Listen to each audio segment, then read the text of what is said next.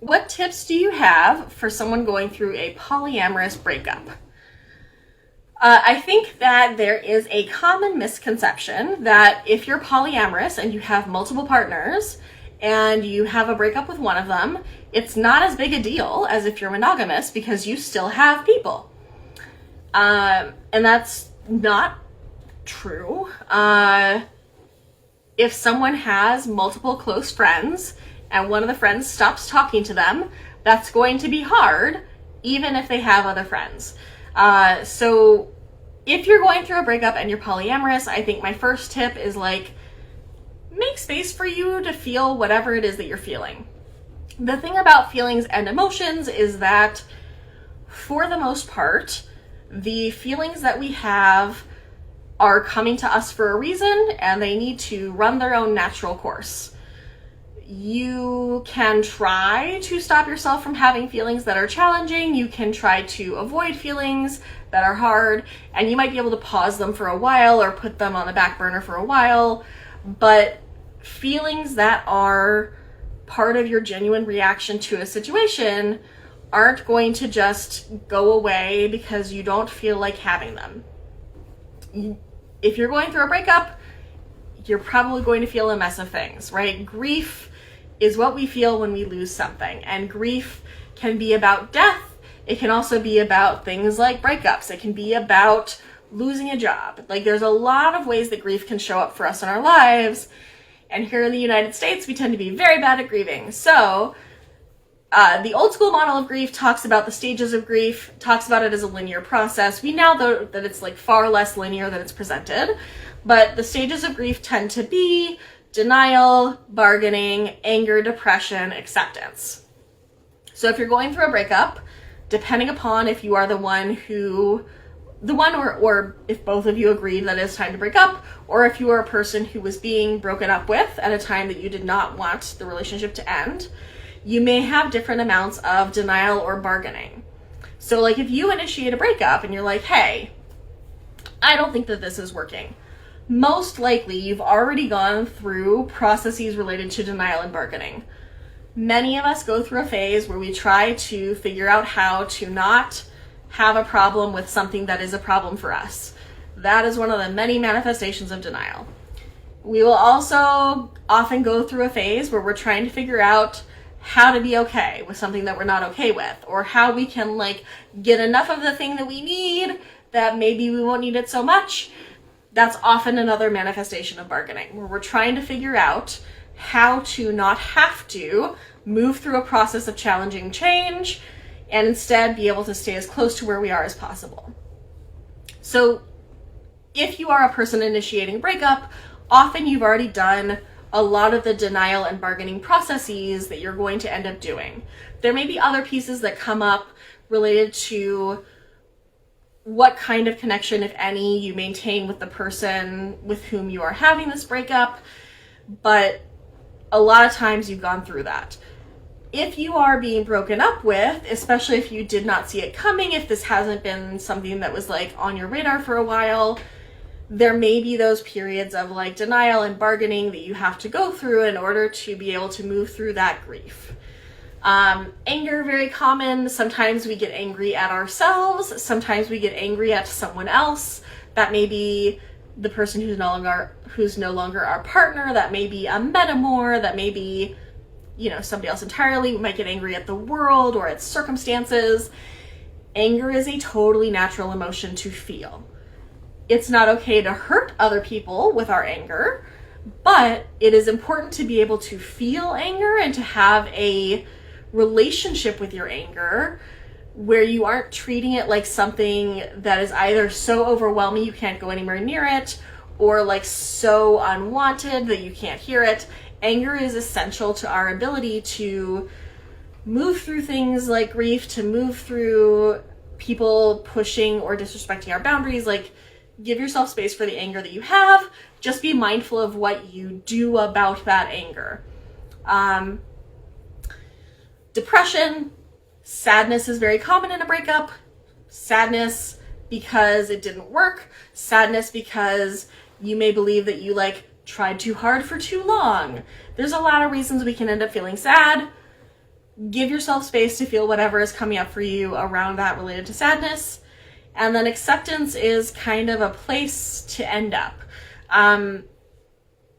By which I mean it is a place that we often park for a while in progressively longer amounts of time until we don't spend much time in the other places.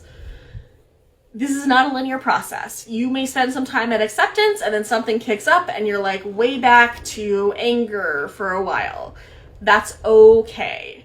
One of my favorite quotes about grief from Motherland, Fort Salem, which is a great show about witches, if you haven't watched it, is grief is stubborn and wild.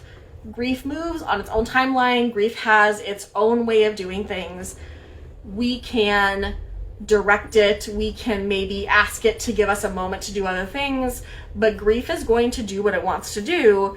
And the best thing that we can do is make space for it and make sure that we are creating intentional time and focus and places in our life to be able to experience what we're feeling so that we can move through it to something else. The other things I would say about a breakup specific to polyamory is that in the culture of the United States, as well as, some other places in the kind of like British influenced, Western European influenced world, for a lot of us, our very closest emotional connections, the people upon whom we rely the most for support, are our romantic and sexual partners. And so if you're going through a breakup, it is important for you to be aware of how much you are leaning on your partners for support around that breakup, and to make sure that you're checking in with them about how they feel about how you're interacting with them about the breakup. Sometimes you have a partner who is like happy to make all the space for you. Sometimes you might have a partner who like wants to support you, but like doesn't want your relationship to be taken over by processing grief. Both of those are valid. Neither of those are wrong. So just like, understand that part of this process is going to be feeling out with those people who are in your life how much space they have for supporting you around this grief, whether that's listening to you talk about things, whether that's helping you problem solve, whether that's being there while you cry. For a lot of us, our communities are very highly interconnected, and so people may have connections with the person with whom you are experiencing a breakup that makes them being like a primary support person for you more complicated. That doesn't necessarily mean that they can't be that or won't be that. It just means that it is important for us to be very mindful, very intentional about how we use the people or rely on or ask for support from the people in our lives who are our other romantic connections, our other sexual connections, our other deep connections when we are experiencing a breakup. And that's true for like your close friends. That's true for everybody, right? Like when we are in the middle of something really hard and shitty, it is very easy to lose track of how the needs that we have for support may be impacting the people that we're going to fulfill those needs. We may be making demands of people rather than requests in a way that makes it hard for them to be honest with us about their capacity, which then makes it harder for them to actually show up for us in a supportive role. So just be aware of like who you're leaning on and how much. Check in with them a lot to make sure that it's working for them. And if they need space from it, if they can't be there for you, honor that request and see who else you can go to in your support network for help.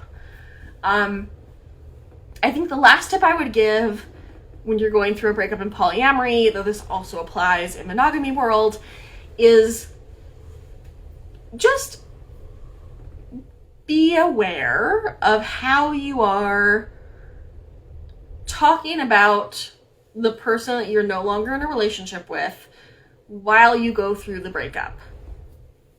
If it is a particularly fraught breakup, if there are a lot of very like strong emotions around it, it can be very tempting to head to social media, to head to the group chat, and like trash this person in very big and public ways that at the moment feel very, really good for us, but that as we get some time and distance from it may feel like that's less in alignment with how we want to be, that may be really harmful to the person, that may end up kind of backfiring on us.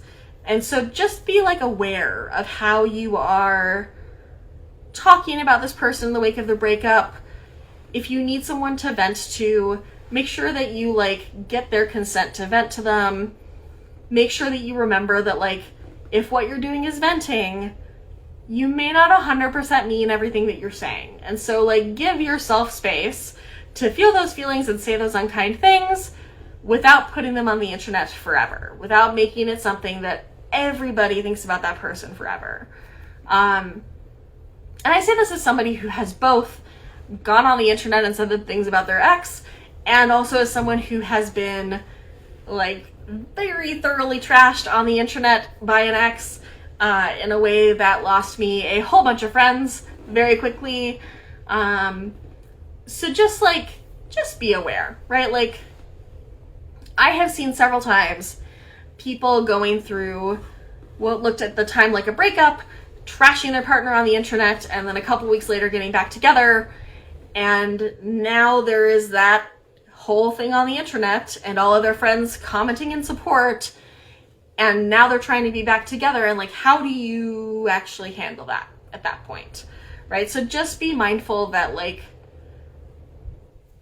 when we are feeling angry and hurt, it is easy to lash out in ways that we may not feel good about when we are out of the like heat of those feelings. And so take some space. If you need to vent, do it face to face or over a phone call rather than in writing or on social media. Try to find ways to give yourself space to have those feelings and process them without creating situations that are going to blow back on other people.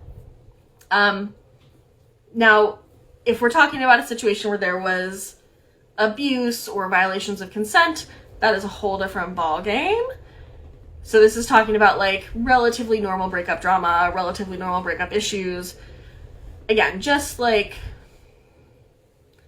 be aware. Be aware that the way you feel about this may not be the way you feel forever.